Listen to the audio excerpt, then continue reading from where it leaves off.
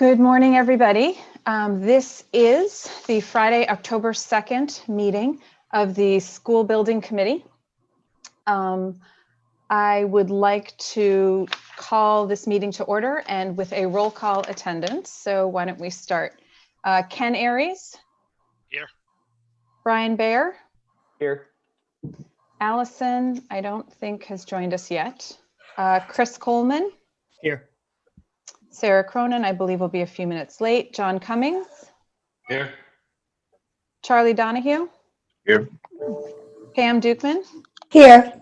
Abby Hanscom? Here. Nancy Hyde?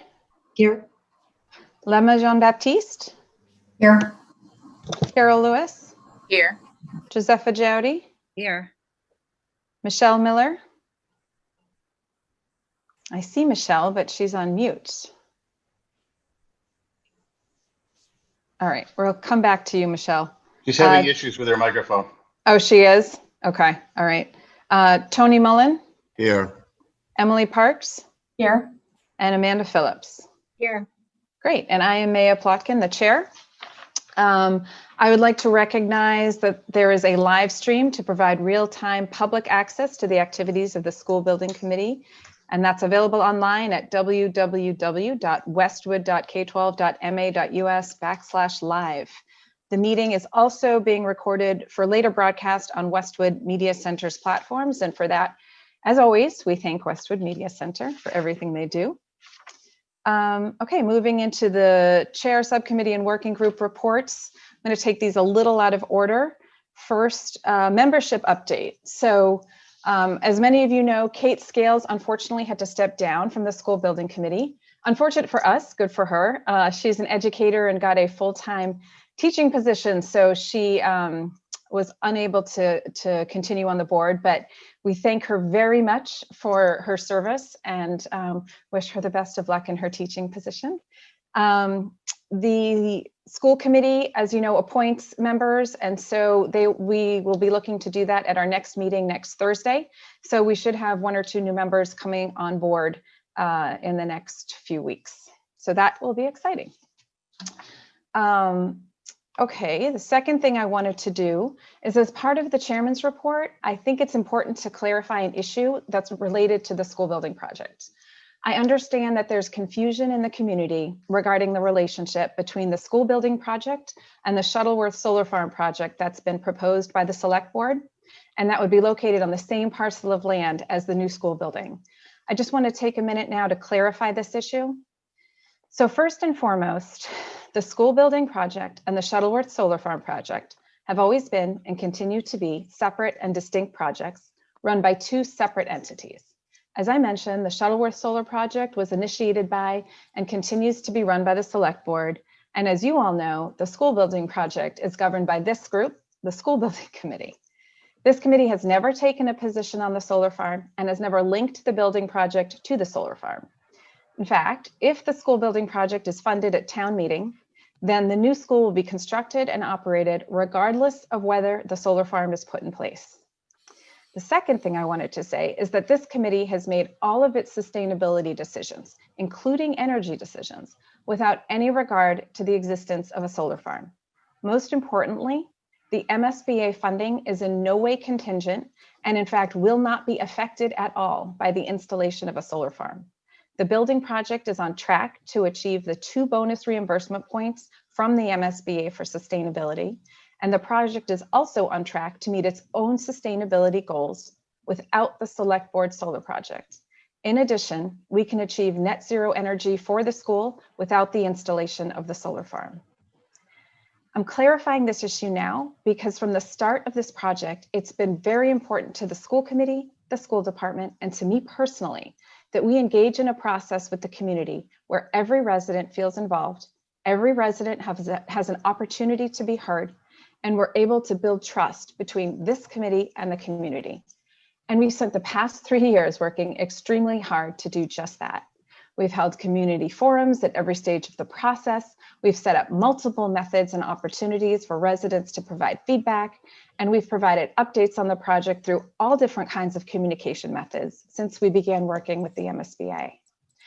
I am now deeply concerned that the misconceptions that have come up in the community about the relation of the solar project to the building project have undermined all of this outreach and hard work we've done, and have also hurt the trust we've built with the community. Honestly, I hope that's not the case.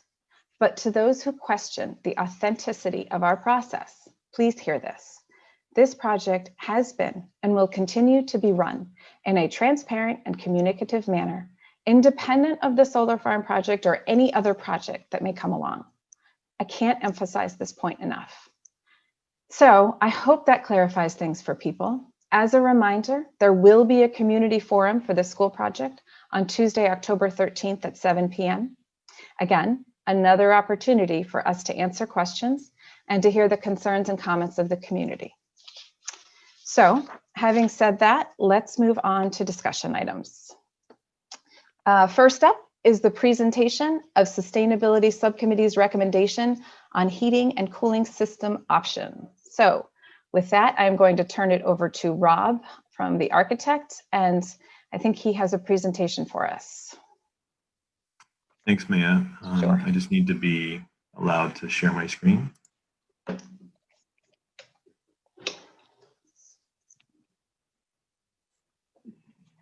think that should do it for you, Rob. Is that good? Okay. So embedded in this presentation is the overview for the Sustainability Subcommittee recommendation. So it's embedded in here. If that's okay, we'll walk through that, and then we can talk about the recommendation when we get to that slide. Okay. So, so just to be clear, sorry. So we're taking all of the discussion items, not necessarily in the order they are in the agenda, right? That's okay. I was going to walk through the site plan, the floor plan. Okay. All right. I just want to be clear, just so everybody knows, the discussion items are not necessarily in the order that we're doing it, but that's fine. Thanks. I can certainly. No. Don't bother. I just wanted to make the point. So on the site plan, this is where we currently are, which has followed essentially what we've been showing all along. We've got a bus drop-off loop planned for the north end of the site with a parent drop-off entrance and exit on the southern end. We've got a Little League and soccer field out in front, and then entry into the building over here with a service drive around back. Play areas for K1 and 2 to 5, along with some outdoor classrooms. And what we're trying to do as part of this project is really trying to minimize the amount of impact that we have to the surrounding wooded area. As you know, the design idea behind this is really having a school in the woods. So we are trying our best to incorporate elements of the design into the wooded area with as little impact to the surrounding areas we can. One of the things that we are also incorporating is an offset to the trails that are going through the woods today. As you may know, there's a trail that essentially starts right around here and then extends across and comes across here and connects to the Lowell Woods Trail. So what we are doing is going to build a rerouted trail that extends around here and then reconnects through that wooded trail. And one of the things that we are going to be doing is improving and providing a new trailhead here with some parking allowed for people to park here and then move across to the trailhead and have that same experience of accessing those trails. One of the other things that we are planning to do is, through adding this trail network, is implement a number of educational stations or learning stations along this new network, this new section that we will be building, that would have like an informational signage that talks about, the birds or the types of trees or the geology that is present in this area. So it's an educational aspect, not only for, students that might go on the trail, but for the general public as well. So we're really looking to kind of enhance what's there. Hey, Rob, I have a quick question. Sorry to interrupt. Yep. So that little blue trail, that's not the fire access road that goes all the way back toward Cardinal, right? The 6-foot wide path, or it's wide enough for a fire truck. That's that little personal path that just got started with COVID, right? It goes along the front of the trees, along behind the baseball field.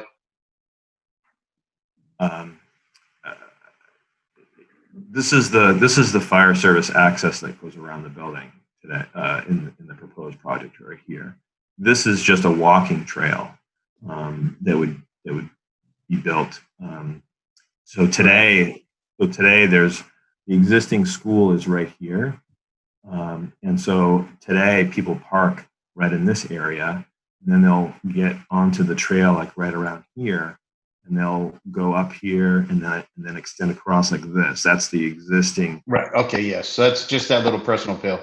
At that at Laurel Lane, the cul-de-sac, there's actually an access for fire apparatus to get back into the woods, and that is not that blue line. No, it's not. Okay. That's it. So having walked every day for 12 years in there, that little blue line is brand new since the pandemic, and it's important, but it's not the fire access road, which is critical path. Okay. Thank you. Sorry, John. What little blue line are you talking about? So if you go to Laurel Lane at the cul-de-sac, Right. where all the dog walkers park, Right. there is a road that goes all the way back up to Cardinal, and then takes a left over to Sandy Valley Road and goes over a bridge. That A is road actually are you talking about like you could drive a fire truck through. Oh. It's about 8 feet wide, and it goes up and down the hills and takes the turns. And when there was a fire back in there, oh no, maybe 4 or 5 years ago, we burnt down 5 acres, and that's how they got back there. So I just wanted to make sure that this little walking path that just started since COVID, with so many people walking through the woods, isn't that, the lane. And Rob informed me that it's not, so I'm good. Yeah, no. This is a proposed trail that we would incorporate just to enhance from what's there today. In terms of the walking, it's just a walking trail. Thank you. Okay. So moving on to the floor plan, as you enter here, this is the cafeteria, the gym, K1, 2, 3, 4, 5, library. All of this is still really the same as we've been showing you all along. What we've been doing is kind of fine-tuning the layouts and adjacencies of internal spaces, like the nurses and the admin and how they work together. We've been working with the leadership team, the principals, on the layout of the library, just kind of fine-tuning some of these internal spaces. For example, the cafeteria, this is kind of a blow-up of the layout of the cafeteria. So we are planning, and including furniture layouts. And so once we start planning these furniture layouts and how they're organized, we've been just going through this process of fine-tuning, how they work with one another. So all the work that we're doing now is really geared towards fine-tuning the internal design, but all the big elements are still the same. So for example, one of the things that we've just recently talked about with the leadership team is the openness or closed aspect of the cafeteria. And so what we're planning to do is have most of this be just a glass wall. The idea was to really contain the noise in the cafeteria while still having doors that could open and allow for this openness to happen with this sort of lobby living room. We're also planning for some skylights to be planned along this main street, what we're calling kind of this main street lobby, living room lobby space, and to bring in some nice natural light into this sort of central part of the building. we'll continue to develop these as we go. But this is just kind of a snapshot. These are the two music classrooms that are designed directly behind the stage area, a ramp kind of going up into that space, and the admin here, extended day offices, and toilet rooms, and, kitchen, and so forth. Then on the second floor, it's similar to what we've been showing you. This is the first grade up on this level, third and fifth grade up on this level, in the upper level of the library. So we've also been meeting with the aesthetic and design group, which is a subgroup from the building committee. And we've met with them to kind of introduce our initial thoughts on the exterior colors and materials and appearance for the building. So we started off with introducing our initial, what are we thinking and why are we thinking what colors we're planning to use? And so really we're drawn to the existing site and the landscape there. And so these are all photographs of the area on the Shuttleworth property and behind the existing Hamlin site. And so we're really looking at using sort of neutral browns and grays and oranges and so forth to kind of draw from as we look at our exterior color palette. So from that, we then started looking at, okay, so what kind of materials do we want to look at? And so we're looking at potentially a mix of some stone, brick. There's these panels that have a wood-like appearance. One of the brands, for example, is Podima, where it's got a very hard coating on the outside and constructed for weather and so forth. We've used it at the Sunita Williams as one project that you might be familiar with. But it presents itself as a very kind of warm product to use, but it's highly durable against weather for a number of years. So in terms of the other siding that we're planning to use or looking at is potentially some metal panels. So we've got a mix of masonry, these Podima panels, and some metal and stone. So we developed this exterior inspiration board that we have on this website, and we've asked the exterior aesthetic group to comment on the different photographs that we have that we're kind of using as inspiration. We're going to share that same link to that website with all of you after this meeting, so you can go on there and comment. We'll provide some instructions, and there's an opportunity for you to either add a written comment or add an emotion, like a symbol of happy face or not so happy face.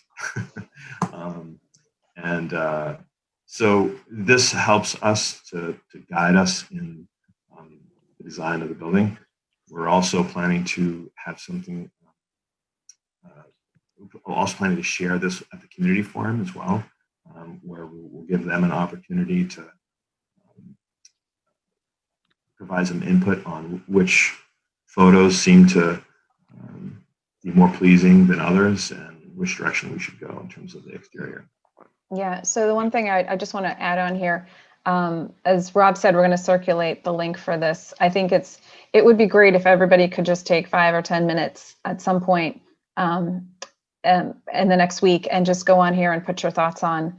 I think that's really helpful for the architects. I'm really looking forward to opening this up to the community at the community forum, and there will be a period, as Rob mentioned, during the forum where the residents will be able to go on and also comment on some of these images. I just think it gives us a really good sense of what people like and what people don't. So absolutely, if you get a few minutes, take the time just to go on here and share your thoughts. Hey, Rob, this is Brian. I'm thinking ahead to the comments, be provided by the community as well. Do you know if that little glitch that was happening with the comments was fixed, or did anyone else have that problem? I think it's fixed. We did reach out to the company to see if we could resolve it, and so I think that we've addressed that. Okay. We can be the guinea pigs this week, so we definitely need everyone to go on. And if it's not fixed, we'll fix it by the community forum. Yeah, so just so everyone knows, the problem was that I was adding notes initially, and I think they were going on there, but they were going behind the images, so I couldn't see that I was leaving them. And I'm just thinking ahead when a lot of people are going to be adding comments. So. Yep. Thanks. So this is a SketchUp model. We're working in SketchUp as we develop our initial ideas and work through the design. We will be putting this into a different, much more advanced rendering software once we firm up the direction we want to go in. So please keep that in mind as you're looking at these. These are very kind of early conceptual type of graphics. So here we are looking down on the roof and the site. This is what we showed to the aesthetics and design group last week. So this is the southern classroom wing, and this is the public zone here. We're planning to include an entry canopy that leads out, to kind of draw students into the building and identify where the entrance is. We also are thinking to include some sort of a vertical element. Could be an artistic sculpture or signage that kind of also announces, here's the entrance to the building. One of the things that you'll notice as we kind of work through this is the idea of bringing down the scale of the building, being thoughtful about the size of the building in relation to students. So we're working to incorporate, some exterior materials in ways that kind of bring the scale of the building down. So this is this kind of represents that Prodema product that I was telling you about. There are other manufacturers, but it's an easy name to remember. And so we've got masonry down below. So we've got that sort of durability close to the ground, and then that wood product up higher. We were initially looking at, having the science and, the STEM and the art be a separate element. Since our discussion with the aesthetics group, we're looking to kind of create more of a cohesive element here for this entire wing, and also introduce a little bit more horizontality. So in future iterations, we'll kind of see some of that come through. We'll be meeting again with the aesthetics and design group next week, and we'll kind of show them an update, and then then obviously you'll see an update from that as well. This is a view from Gay Street, so you can see there's a large body of fields in front of the building. So there's quite a distance away from the road. This is a view coming in from the bus entrance to the site. And then we are, again, we're looking for ways to bring down the scale of the gym. These are some initial ideas. We're continuing to work through these. Coming into the entrance, at the entrance canopy. So again, looking for ways to, really have this sort of warm wood feel kind of extend around the building. We're trying to put it mostly in the educational side on the classroom wings, as it represents, the educational wings of the building, so that when someone's looking at the building, they say, "Oh, okay, that's where the classrooms are." It's represented by these panels. This is the extended learning area here. So at each end, there's a little bit more glass leading out. So the intention is that, at that extended learning area, they would be looking out to a wooded area. So there's a few spots where we might have a little bit more glass, like at the cafeteria, these extended learning areas, the library and media center. We are planning to have a porch area out here, what we've been calling the STEAM porch. So this is an area where students can come out from the library or the art or the STEM lab. There may be some raised garden beds. We're thinking that this would have some access to water. So students can be working on art projects or science projects outdoors. So that's essentially our overview of the exterior of the building, just very early conceptual. We're continuing to work on this, as I mentioned. Why don't we pause here? I'd love to get everyone's thoughts on what you've seen so far, whether it's the color palette, some of the imagery, or the sort of preliminary sketches of the building. I know we have the Aesthetic and Design Working Group. And by the way, if anyone is interested in joining that group, let me know, because, we're happy to have input. But the working group is just that. It's not a subcommittee. It's not going to be making recommendations. It's really just a sounding board for the architect to get a pulse of this group. So I hope we can have discussions here at this meeting about the design and what everybody thinks. So anyone have any thoughts about what we've seen so far? Was there outside classroom space? At one point, there was like a little amphitheater that we looked at one of the schools we visited. There are 3 outdoor classroom spaces being planned, one outside of each wing of the building. And we are actually meeting with the leadership group next week to kind of go over those outdoor learning spaces in more detail.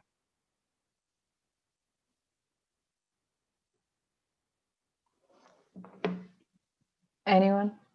I like the direction. I think it's going in. I think it's, I thought it was great to actually see that. I don't know what that software is, but I think the colors, I think the thing that struck me is when you had that view from the street, to share that with the community, because that really shows that the school really is back in the woods. And I didn't, even though intellectually I knew there was fields and parking in front of it, I thought that was an important view, because I think that helps set, a bit of the whole color and exterior. But I like the direction you're going in. And I guess one question is I assume these are generally cost neutral, these different options. There's not huge differences in, what we go with. Is that true? In terms of the materials, are you talking about, Tony? Yeah, like if you go, I don't know, some of those different materials you mentioned. Yeah, so that's an important point, actually.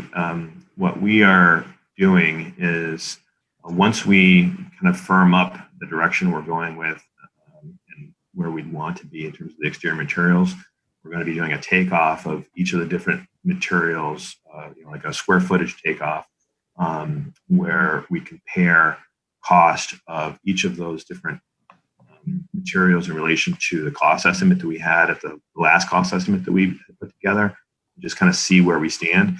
And then if we need to make some adjustments, we may make some adjustments to that. That Provima product is more expensive than brick masonry, for example. And so once we do that sort of analysis, we may find that we may have to reduce some of that in certain areas. So we're just at that point where we're kind of playing with the quantity and location of the different materials. Okay, thank you. Hi, it's Carol. Mm-hmm. So the rendering that you have in the middle of your screen is obviously just a possible rendering, right? Because the other things that you have around the screen wouldn't necessarily go with that, right? There are various options. Or is that the facade that you're promoting first and foremost? So this is all preliminary. This was the first round. When we had the Aesthetic Design Working Group, we gave feedback on this. Like, for example, Brian, and I don't want to speak for Brian, but he was very interested in seeing more horizontal lines. And Brian, I don't know if you want to explain sort of what your thoughts were. Well, just the linear aspect of the site. It's kind of a wide open site and working against the tree line. But beyond that, I'll let Rob comment what the design team's thinking. Yeah, so this initial concept that we put together here, the general idea was we wanted some masonry, down low for durability, but also to present this sort of horizontal element to kind of break down the scale of the building. We are integrating this wood type of panel, to create this identity for the educational wing, but also to bring a sense of warmth. So this is as Maya said, this is a very early kind of conceptual facade elevation, if you will, of this. We know that this is something that we're continuing to work on, and so we've actually continued to develop this. So our current elevation actually looks somewhat different than this, I will say, and so this is just a snapshot in time of our design. Right. But like, for example, Rob, can you blow up the massing model? So one of the comments that I made was, if you go to can you go to the front, that where the extended learning area is? Mm-hmm.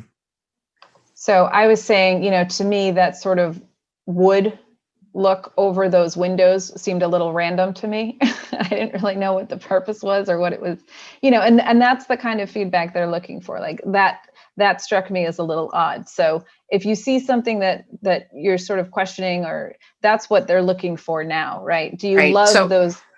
Oh, go ahead, Carol. No, so I was sorry. So I was going to really the only point I was going to make at this time. Well, two things. If you need someone else on that team, I'd love to join that subcommittee. I'll just say working group. Working group. That's what I meant. It's early. Windows. So when you showed those other shots that you had in earlier, some of the big, you had huge windows in certain rooms, which I think is awesome.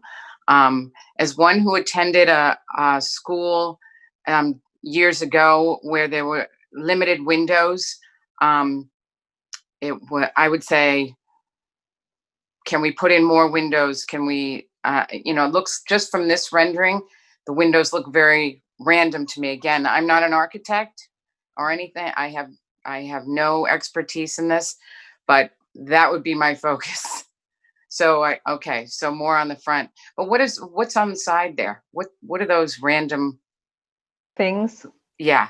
You mean on the side? The black things in the middle of the windows? No, are those are the windows? They're just in. Rob, the windows at the stair, those square ones, small square ones. I think that's what. Go back to the. Carol, are you talking? Are you looking at the windows on this side, on this? On the right, yeah. Yeah. Just these here. No, Rob. I think. No, I think she's talking. No, I think she's talking. Yeah. Is this the one that you're talking? Those are fine, but go back to where you were. It just looked strange to me, and maybe that's because it's a certain part of the building. I don't want to comment on specifics because you said, this is just an initial rendering. No, but you should comment on specifics because but just as I just keep thinking about windows. Like I think it's great how in the middle you have lots of windows there. That's the entrance. Yeah. So let me just respond a little bit to that. So. This is one classroom here. This is one classroom. And so the idea in this early conceptual model was to kind of, we didn't want like this sort of regimented, elevation where all of the windows are all lined up in rows, because it tends to look a little bit more institutional that way. Right. And so we wanted to kind of introduce this sort of sense of whimsy and playfulness. And so we were looking to offset some of the locations of the windows. We were also trying to play with having some windows that are at a larger scale than others. So we didn't want all large windows, particularly on the south side, where you have a lot of sunlight. We also need to be thinking about solar control. And so this was an early iteration of our window fenestration for this elevation, we continued to do a series of window studies. So after we met with the aesthetics and design group, we went through a series of probably about 15 different elevation studies of this particular elevation, playing with different windows and sizes and locations. So so we took that feedback that we received seriously, and so in the next round, you'll see something that looks different than this, and that's something that we'll be talking about with the aesthetics and design group next Tuesday. So if you're in attendance, you can kind of help guide and shape, the appearance of that. We're also, trying to, with the energy analysis, and the code requirements, we are also sensitive to the, window to wall ratio element. So another thing that we're going to be doing is once we have this design developed out, we'll be looking at the overall, ratio and figuring out, can we put some more windows? Do we want to, like, let's say, maybe we reduce some of the windows around the library and have more windows in the classrooms. So we'll be playing with that as we move forward as well. Can I ask one more question? Last one, and that is just as far as the roof goes, and if we ever have snow again, what about concerns of a flat roof in New England? So that's a good question, and it comes up quite a bit. So the technology and roof systems have come a long way over the last 25, 30 years. Rob, I think there's something going on with your Zoom. Yeah, there's something wrong with your connection, Rob. You're sounding like Darth Vader. A frog. A frog, that's better. It's still sort of You're still wonky. frog-like. You're wonky. Rob, do you want me to, I think I know what you're saying is that the roof technology has improved substantially over the years, and that we should not, there should be no issue, and then I would also, and then the building code has very strict limitation on how much snow that the roof is capable of holding. So I would not be concerned about those issues.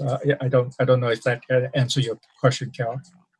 Well, I think that's it. I mean, also from a snow perspective, that was my first part of the question, and then even from an aesthetic standpoint, you wouldn't put any kind of pitch on the roof. You just keep it flat. That's just Rob,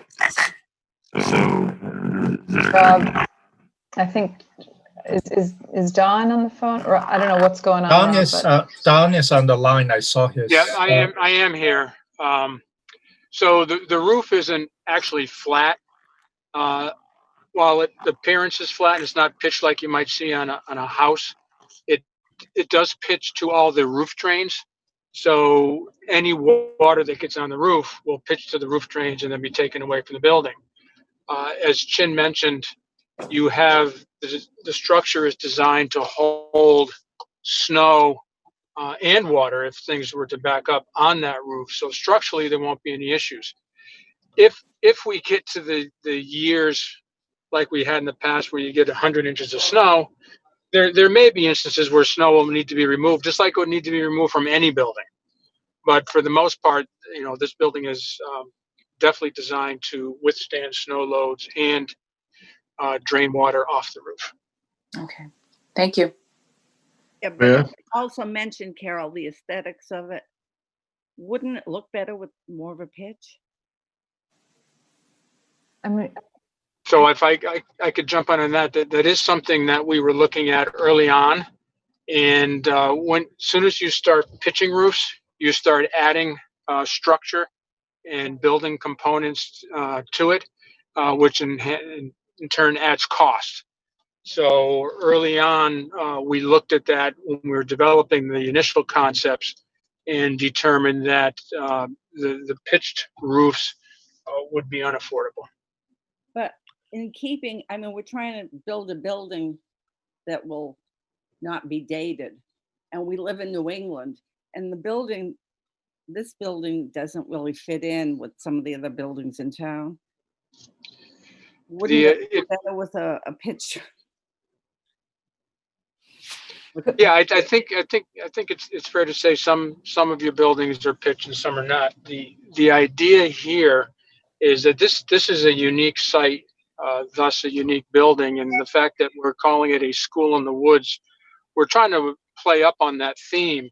So the building itself is of the earth, of the rock, of the trees, and it's something that wants to settle into the woods and be part of the landscape as opposed to something that stands out. Yeah, let me just second that. I mean, at least my view is you know, is we need to make it fit with the woods and what that is. I know it may be different than what we've seen, but I'm not sure another red brick building is appropriate for this site. I think we need to be really mindful of being, fitting in with kind of the woods and that. So I really appreciate your work to do that. I just wanted to offer that I'm the least competent person to make this observation, but I know nothing about art and buildings, but I think the way the windows are in that site, it's wonderful. I think it'll be a beautiful environment. The only thing, and I guess it's because I'm very old-fashioned, is that this wood structure on top of in different random places kind of initially caught me off, and I guess I could get used to it. But I'm not sure if it adds or detracts from the building, all these various segments that just have wood up in the second floor. So that's something I'm going to have to get used to. It may be more artistic or more in flavor with modern design, but it just strikes me as a little odd looking. Yeah, Charlie, I had the same thought. That was my comment, that you had this sort of random block of wood over the windows.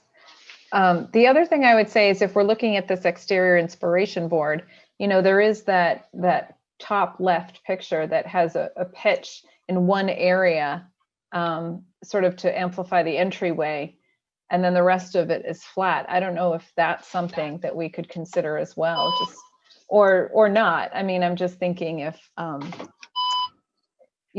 sort of ways to address that issue, but. Something I'm trying to think of. Oh, go ahead. Rob, do you have the view from the classroom looking out? Like looking inside so the building? The people that are in this classroom all day long, is it going to look aesthetically pleasing outside and stupid inside? So that's what does it look like from the inside out? Yeah, we don't have that view just yet, but we will. We are looking at it as well. Rob, I'm so sorry, but your audio is still messed up. I'm gonna disconnect. Yeah, why don't you come back in? Sorry. This is Chen. Just they will have this, John. They will have view from the inside out, but not at this moment. That will come. Yeah. Okay. I'm looking at I'm looking at the clock. It's 8:45. We do need to get to the HVAC recommendation. Can I just add one thing? Yeah, please, Don. Yeah, sorry, I know you want to move along, but the one thing that I think is very important that Rob said is that this is still early. These are some initial thoughts, and we're getting good feedback from the aesthetics group. And we've actually continued to develop this design beyond what you're even seeing today, that we're going to bring back to the aesthetics group. So this is an iterative process. I think the big thing is if you believe in the idea of the school in the woods and it's something that sits within the landscape, that we feel very strongly about that direction. We want to make sure that you buy into that, and that's something that we'll continue to develop, and we'll get to a place where hopefully everyone loves it, but if not everyone, the majority of the people love the building. Don, is it possible, I know with the Mill a Note program where people can go in and put their comments, is it possible to add photos of, I'm just trying to think of a way to capture comments to the preliminary design. I know it's preliminary. I know you guys have continued to work on it. So it may even look different, but it's great to have the comments on these images, but it would also be helpful to comment on the actual design. Can we add that to Milanote? Sure. Okay. Yep. I think that would be, and then that way, I don't want to cut off this conversation because I think it's really helpful. But maybe if people had the chance to sit down and look at it, look at the various angles of the building and then add their notes, that might be helpful as well. And we can, I don't want to hold everybody up. But I think the information we're getting here, the feedback we're getting here is important. So that's a way to capture it. No. I know Amanda wanted to say something. Yeah, I just have one quick comment. Thanks, Maya. I'm trying to envision how these different structures are going to look as they age in like 5 or 10 years, particularly being in the woods, the accumulation of leaves and everything else that goes along with that. Is there any way that we could see what some of these buildings might look like, or pictures of actual, buildings that have aged a bit? That would be really helpful to me. Okay. Good point. How about now? Can you hear me? Oh, you're back. Yes.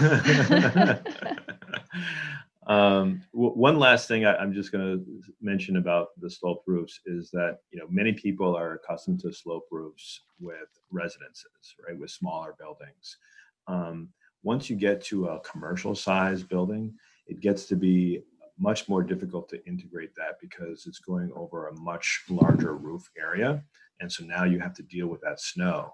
Where is that snow going? Is it falling down on a sidewalk or on an area where, students are going to be? How do we deal with that? Do we need to add snow guards now? And so those are real issues that would need to get resolved because it is a commercial sized building.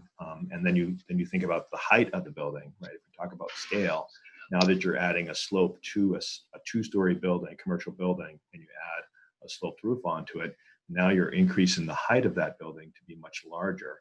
And so that's another aspect that we look at, when we're thinking about the size of the building and trying to keep the scale down to a younger student size. So I just wanted those were 2 points I just wanted to emphasize. So understanding that we are tight on time, I'm going to continue, if that's okay. Yeah, thanks. Okay.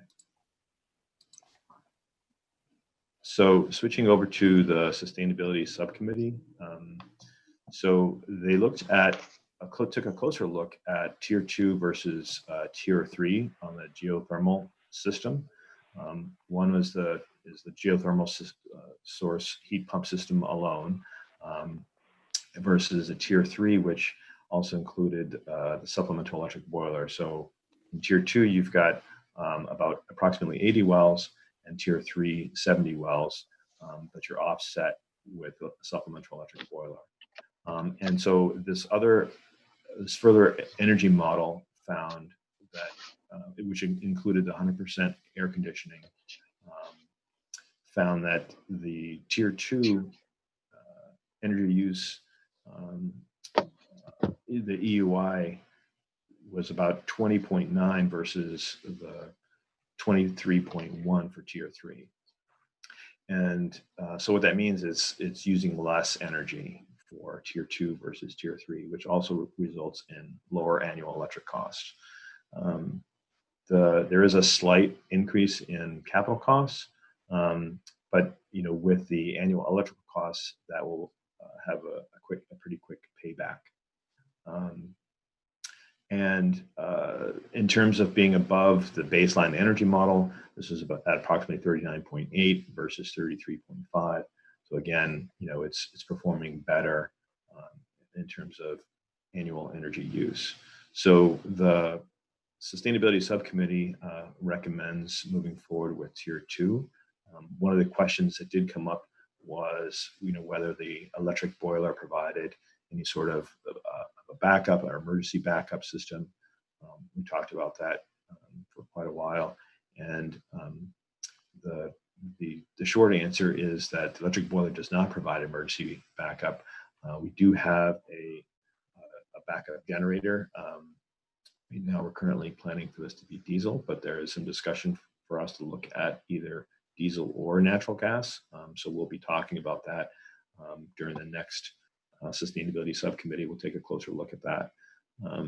But in the bottom line of this is that subcommittee recommended tier 2 because it's got a lower energy use intensity, so it's more energy efficient, has lower annual operating costs, and the question about the electric boilers is it's kind of a moot point because it doesn't provide any sort of backup to the system. Questions or discussion?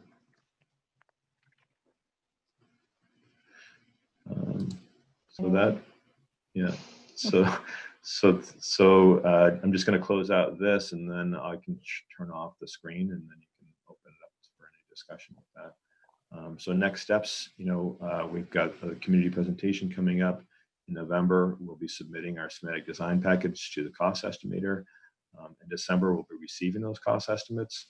You'll have a vote on putting forward the project to MSBA. And then we will, towards at the very end of December, we'll be submitting the package to MSBA. That's what I had for today. All right. Any discussion on the tier 2 versus tier 3 recommendation? Well, everyone seems happy with it. All right. Any more, that was quick. Any more general discussion about anything that Rob presented? And we can go back to the site design. We have a little bit of time. Question regarding the geothermal, the wells. Rob, please remind us how the wells all get constructed and where they are and how that gets done, if you would. In the construction process, I mean. Sure. So the wells would be constructed probably over a period of 2 to 3 months, 2 or 3 months time. They can be done at the beginning or the middle or the end of the project. They're really kind of independent of any of the other work that's happening. Currently, we are looking at locating the wells nearby that service drive that I showed you, because that's where the entrance is for all the utilities. So the mechanical pumps that those would be tied to are in that back in the north of the gym. And so we'd be looking at putting those wells, maybe some of them just north of the gym underneath that service drive area, and some potentially underneath the bus drop-off loop. And so these wells are approximately 600 feet deep, and they will be capped and covered with ground, with earth. So there'll be probably about 3 or 4 feet of cover over the top of these wells, so no one will ever know. You won't even know that they're there. Let's see, what else? Did I answer everything, or did you have another? Yeah, and so they get where they're located. They're all very close to each other. It's kind of They're about 25 feet apart from each other. Yes. Yeah. Okay, that's great. Thanks, Rob. Mm-hmm. Anything else? Nope. One thing I was just thinking is with that nature trail, which is a beautiful idea, is there an opportunity for the school to work with the design team or a consultant on what those stations might be, the educational stations, as part of a curriculum? Yes, that's a great question, Brian. And actually, we were thinking that we would like to engage with the public as well to get some input on that stretch of that path. We know that there are a lot of people that use those paths, and we would welcome some thoughts on, the type of things that those stations might, how those look, what's on them. And engage with the school as well. We'll be talking about that during our outdoor kind of play session that we're planning for next week with the leadership team to talk through some of that as well.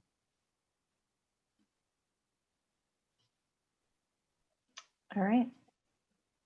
And I think that is a good point, Brian. I think that if we can involve, make it part of the curriculum, maybe let the kids have a hand in developing it.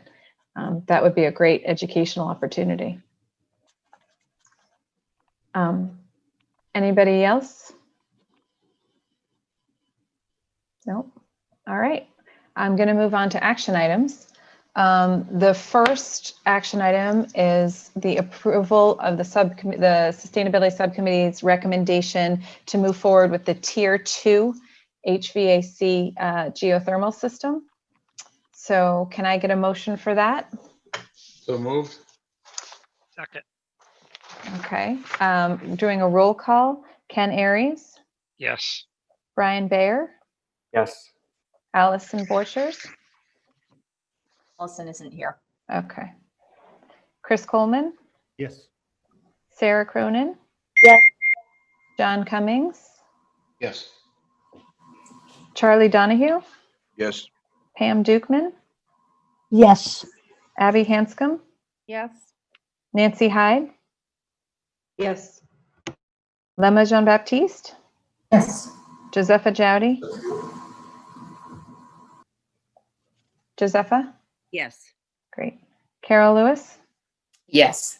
Michelle Miller, Her microphone is broken and she said that she's voting yes. okay. Tony Mullen, Yeah. Yes. Emily Parks, Yes. and Amanda Phillips. Yes. And I vote yes too, so the motion is carried.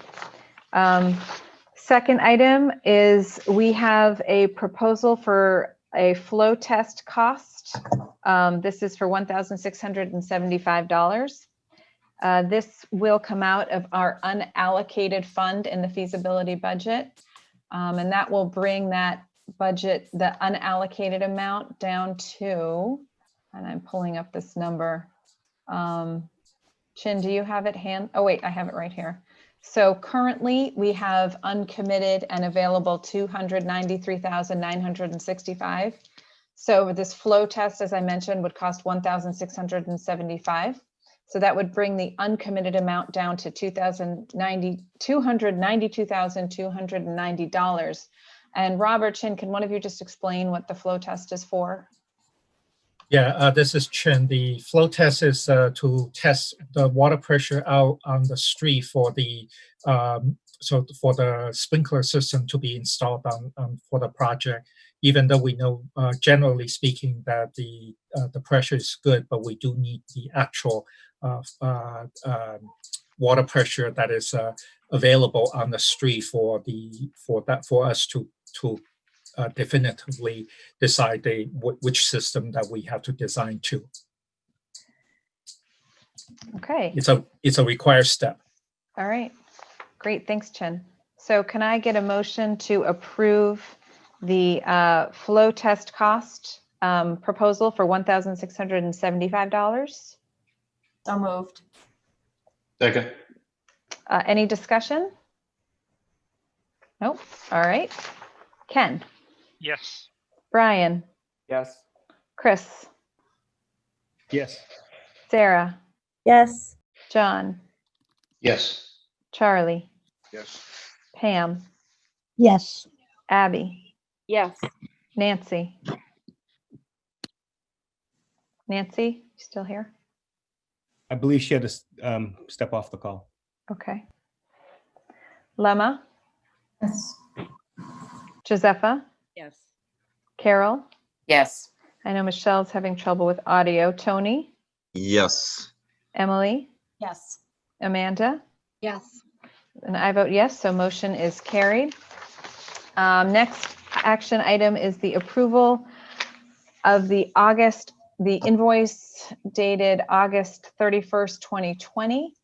That's September. So the August one, this is the financial period ending August 31st, 2020. The total amount of the invoice is $65,887.22. That's comprised of one invoice from Compass for $18,665 and one invoice from Dorr and Whittier for $47,222.22. Can I get a motion to approve the invoice? So moved. Anyone? Can I get a second? Any discussion? Okay, Ken, Yes. Brian, Yes. Chris, Yes. Sarah, Yes. John, Yes. Charlie, Yes. Pam, Yes. Abby, Yes.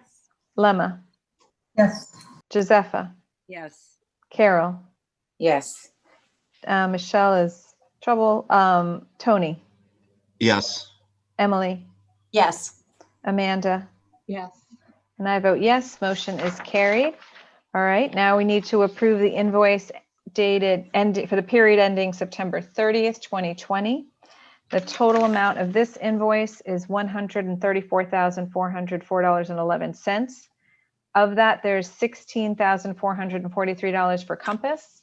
And then there's a Door and Whittier invoice, which is broken down.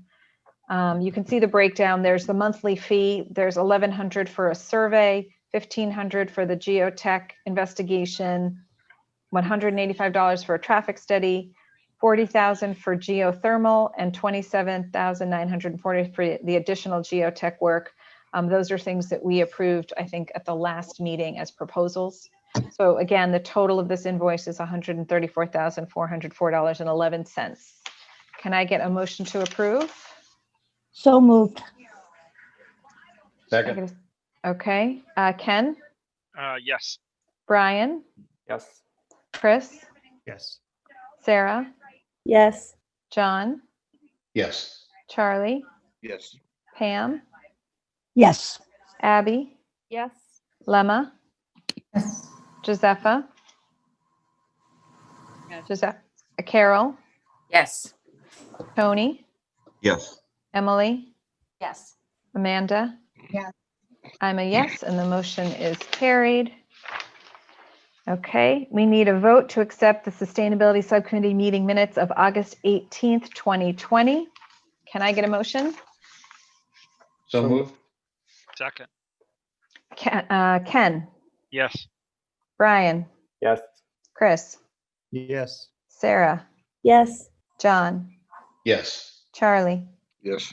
Pam, Yes. Abby, Yes. Lemma, Yes. Josepha, Yes. Carol, Yes. Tony, Yes. Emily, Yes. Amanda, Yes. and I am a yes. Motion is carried. Final action item is of approval of the school building committee meeting minutes of August 25th, 2020. Can I get a motion? So moved. Second? Second. Any discussion? Okay, Ken, Yes. Brian, Yes. Chris, Yes. Sarah, Sorry, yes. thanks. John, Yes. Charlie, Yes. Pam, Yes. Abby, Yes. Lemma, Yes. Josepha, Yes. Carol, Yes. Tony, Yes. Emily, Yes. Amanda. Yes. I am a yes. Motion is carried. Okay. Is there any new business? No. Okay, good. I need a motion to adjourn. So moved. Second that. Okay. All right. Any discussion on adjourning? No. Okay. Ken, Yes. Brian, Yes.